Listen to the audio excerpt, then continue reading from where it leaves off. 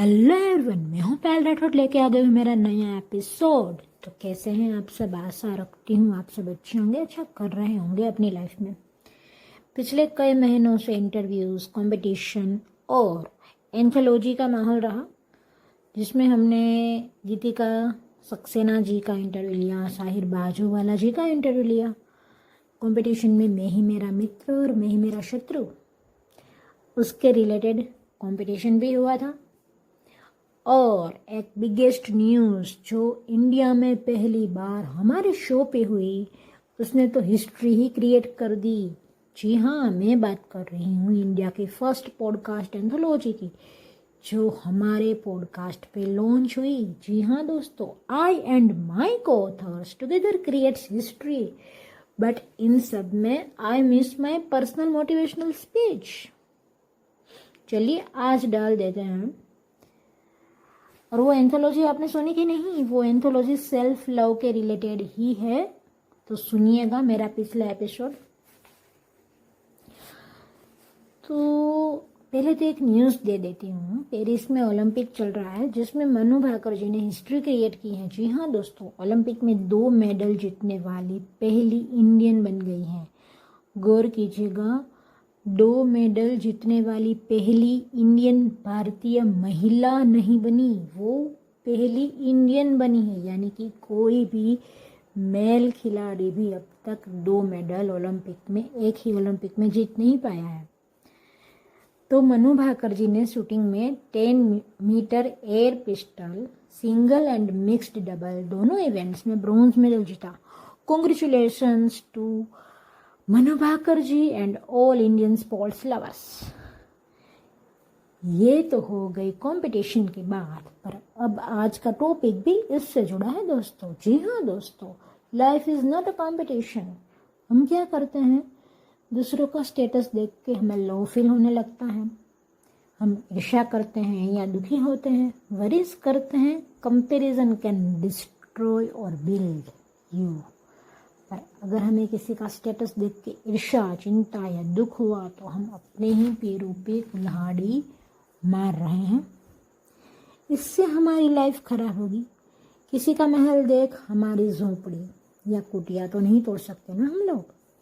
Life में ठहरना है, जहाँ दूसरों से नज़र हटके खुद पे ध्यान दोगे तो पता चलेगा कि हम बेकार में ही खुद को दुख दे रहे हैं। बच्चों को भी हम वैसा ही बोलेंगे, देख ये पड़ोसी का बच्चा कितना आगे है, हो गया है, तो हो गया सत्यानाश। फिर बेमतलब की रेस होने लगती है। पर मुझे एक बात बताओ, क्या आपने कभी हाथी या चींटी का कंपटीशन सुना है? हो सकता है हाथी या चींटी का कंपटीशन,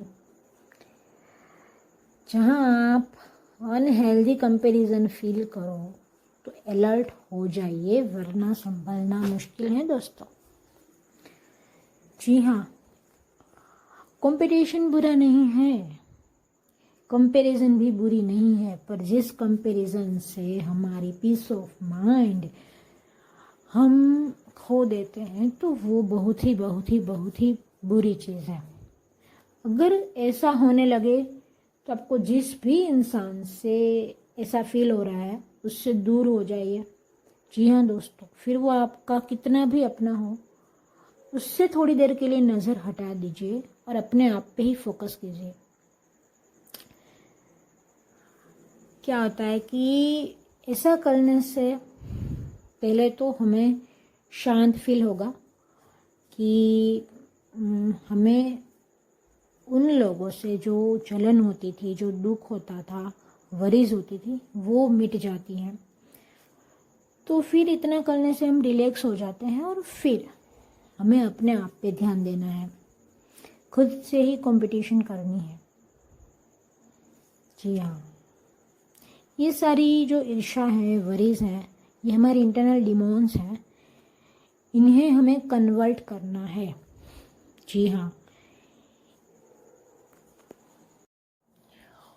और एक प्रैक्टिकल बात कि अगर हम किसी को देखते हैं, फ़र्ज़ कीजिए कि एक रेस होने जा रही है और दो खिलाड़ी के बीच रेस है, और एक खिलाड़ी है वो अपने पे फोकस्ड है, वो आगे देख रहा है, और दूसरा खिलाड़ी जो है वो पहले खिलाड़ी को देख रहा है, वो अपने पे फोकस नहीं है, उस खिलाड़ी को देख रहा है, उसे दौड़ते हुए देख रहा है। तो फिर क्या होगा, मुझे आप बताइए क्या होगा, कौन सा खिलाड़ी जीत जाएगा? पहला खिलाड़ी ही जीतेगा ना, जो अपने पे फोकस्ड है, क्योंकि वो दूसरा खिलाड़ी तो पहले खिलाड़ी को देखते देखते ही गिर जाएगा। सामने क्या है क्या नहीं उसे तो कुछ पता ही नहीं, क्योंकि वो अपने पे फोकस नहीं है। दूसरे, अगर हमें जहाँ जाना है वहाँ पे हमें फोकस ना हो और हम टेढ़ी नज़र करके चले तो क्या होगा, गिर ही जाएंगे ना हम लोग। तो फिर हम ऐसा ही तो कर रहे हैं ना, किसी का स्टेटस देख के अगर हम अपनी लाइफ चलाएंगे तो फिर हम गिर ही जाएंगे ना। पर ये प्रैक्टिकलिटी हम नहीं समझ पाते, इसलिए फिर हम हमारे जीवन में जो दुख है वो बढ़ता ही जा रहा है। जो ये जलन कह लो, किसी को जलन होती है, किसी को दुख होता है, किसी को वरीज होती है, पर सबको होता है, मैं ना नहीं बोलती, इंसान है हम लोग, होता है। पर अगर हम आगे बढ़ना चाहते हैं तो हमें इस भावों से मुक्ति तो चाहिए ना। अगर आगे बढ़ना है, कुछ ऐसा कर दिखाना है कि जो हमें लगे कि नहीं, तो फिर क्यों हम अपने पे फोकस नहीं कर पाते? इसका रीज़न क्या है? बिगेस्ट रीज़न मेरे ख्याल से ये हो सकता है कि हमने लाइफ को एक रेस की तरह ले लिया है, एक नेवर एंडिंग रेस की तरह ले लिया है हमने, कि हम फिर लाइफ में फुर्सत से बैठ ही नहीं सकते। अगर फुर्सत से बैठने भी जाए तो वही ख्यालात दिमाग में आते रहते हैं कि मैं कैसे आगे बढ़ूं, कैसे मैं जिस सिचुएशन में हूँ इस सिचुएशन में कैसे बड़ा बड़ा हासिल करता जाऊं, कैसे ये करूं वो करूं। पर हमारा जो माइंड है वो स्टॉप ही नहीं होता। गाइस, खुद आगे बढ़ने की इच्छा बुरी बात नहीं, वो तो होनी चाहिए।